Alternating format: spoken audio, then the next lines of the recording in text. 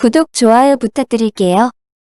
중국은 12월부터 전략물자와 첨단 기술의 수출 관리에 대한 수출관리법을 시행을 하기로 마음먹었습니다. 이번에 시행된 중국의 수출관리법은 미국에 대한 보복으로 보여졌습니다. 미국이 국가 안보에 위협이 되는 중국의 화웨이 수출 규제, 틱톡의 미국 사업부 매각 등을 제재를 하였기 때문입니다. 수출관리법은 수출 통제를 남용하거나 국가 안보와 기업의 이익을 위협하는 국가에 대해서는 같이 맞대응을 할 수 있는 조치로 보여지는데요. 몇몇 특정 국가 기업들을 수출 규제 대상에 올리고 군사적으로 사용되어지는 물자나 기술을 통제할 뿐만 아니라 제3국 기업을 통해서 수출을 하는 것도 막을 수 있습니다. 만약 중국의 허가 없이 수출을 하게 되면 벌금과 업무 정지 등의 처벌 등을 받게 됩니다. 이런 법은 미국을 위해서 시행되었지만 다른 제3국가가 피해를 보게 생겼습니다. 많은 전문가들에 의하면 수출관리법으로는 히토류가 먼저 제한 대상이 될 수 있다고 의견을 내놨습니다. 히토류는 17개의 원소들의 총칭인데 이것들의 일부분은 고성능 자석의 원료, 하드디스크 구동장치, 전기차, 풍력발전기 모터와 탱크나 미사일 등 무기 제조에 필수적인 원소로 구성되어 있습니다. 중국이 히토류로 장난을 칠 수 있는 이유는 과거의 히토류 생산은 미국과 호주, 그리고 러시아 등이 히토류 시장을 장악했었지만 1990년대 이후로는 중국이 가격을 저렴하게 하여 중국이 히토류 시장을 장악했습니다. 그 결과 중국은 전 세계의 히토류를 60% 생산하게 된 겁니다. 이렇기 때문에 미국의 빵 뒤흔든 일본은 눈물이 뚝뚝 떨어질 수밖에 없죠.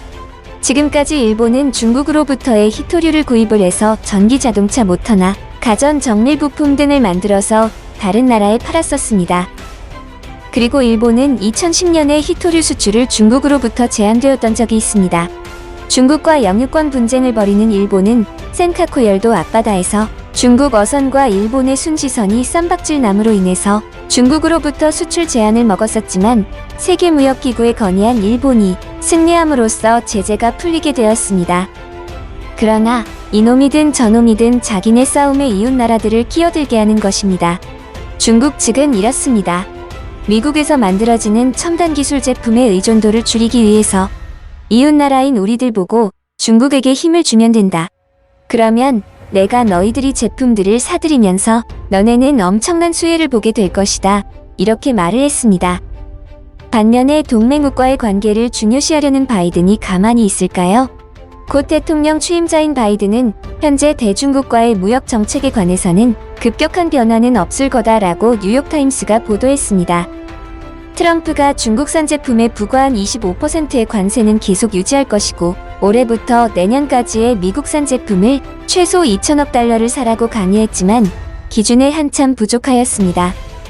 그리고 바이든은 나는 트럼프와 다르게 즉각적으로 행동하지 않을 것이고 관제 문제도 포함이다라는 신중한 모습을 보였습니다. 그리고 중국과 관련된 모든 협정들을 검토하고 다른 동맹국가들과 협의를 마치고 대중과의 해결책을 내놓겠다고 했습니다. 트럼프 대통령은 중국의 멱살을 잡고 흔들었을 뿐만 아니라 다른 동맹국가들의 관계를 나쁘게 만들었었습니다. 이에 바이든은 미국이랑 동맹국가들과들의 관계를 강화하고 모두 같은 입장을 가지고 중국을 압박해야 한다라고 말을 했습니다. 중국 입장에서는 바이든이 위기냐 기회냐라는 말들이 나오고 있습니다. 바이든은 중국과의 핵심적인 사안에 자기만의 철학적 신념을 가지고 있으면서 중국이 국제 기준을 따르게 하기 위해선 여러 가지 방법들로 중국을 괴롭힐 것으로 보입니다. 그리고 좋게 말하자면 코로나로 인하여 미국의 경기가 악화가 되었고 대통령이 바뀌는 이 시점에 중국 입장에서는 재도약을 할 수 있다고 보는 겁니다. 앞으로는 어떻게 될지는 모르겠지만 현재 눈물을 뚝뚝 흘리고 있는 일본 네티즌들의 반응들을 보겠습니다. 중국에 진출한 기업을 자유자재로 숨통을 조이고 있으니 항상 공산당의 방침에 따르지 않을 수 없게 되고 중국에 진출해 있는 일본 기업들은 이번 계기로 철수를 신중하게 생각해보고 다른 나라에서 생산이나 경제활동을 하는 것을 추천한다. 히토류를 언제까지나 중국에 의존해서는 안 된다. 자원은 그 밖에도 존재한다. 중국산이 싼 것은 맞지만 환경 대책을 무시한 채 생산체제를 허용하기 때문이다. 비용만 생각해서는 안 된다. 라는 반응들이 나왔습니다. 시청해주셔서 감사합니다. 이상 TMI 여왕이었습니다. 구독과 좋아요 부탁드릴게요.